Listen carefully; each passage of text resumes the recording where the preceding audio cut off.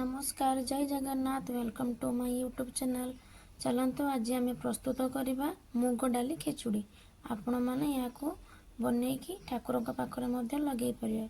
प्रथम गोटे कड़े नवा, कड़े घी पकेवा, घी गरम हो सारापर सुखिला लंका पंच फुटण पकि भलसे भाजबे।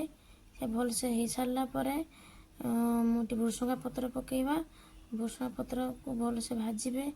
भाजी सारा पर से बादाम काजू किशमिश नहीं ताकू भल भल भाव घाटे भल से भाजी हो। धोई रखि चाउल और मुग डाली को नहीं मुग डाली को टाली देवे भल से भाजी ने तार बास्नाटा भल आसए। या भल भाव गुलेबे देखिए ये पानी मरीज तार हलदी पकेबे लुण पकेबे आवश्यक अनुसार पकेबे आपन क्वांटिटी देखिए पकेबे भल से गुलेबे। गुली सारापर देखिए पानी सुखीज तापर पुणी पानी देवे देखिए आपन आपन क्वांटिटी अनुसार पानी देवे तापर भल से गुलेबे गुलेबे गुले सारापर गोटे पात्र को ढाकी देवे। ढाकी ढाकी सारापर मुझे नड़िया पकेवा। नड़िया पकई सारापर पुणी ढाकी देवे। देखो तो मझे मझे यहाँ चलेबे नहले तले लगिज। तापर प्रस्तुत कर रखि गरम मसला गुंड और जीरा गुंड से पकेवा।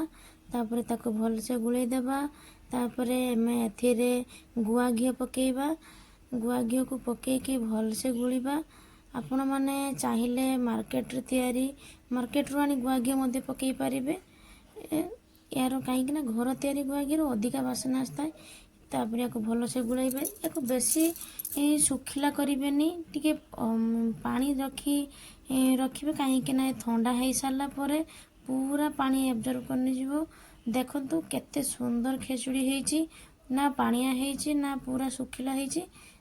घरे निश्चिंत ट्राई करंतु बहुत भल लगे। वीडियो देखि थैंक यू नमस्कार जय जगन्नाथ।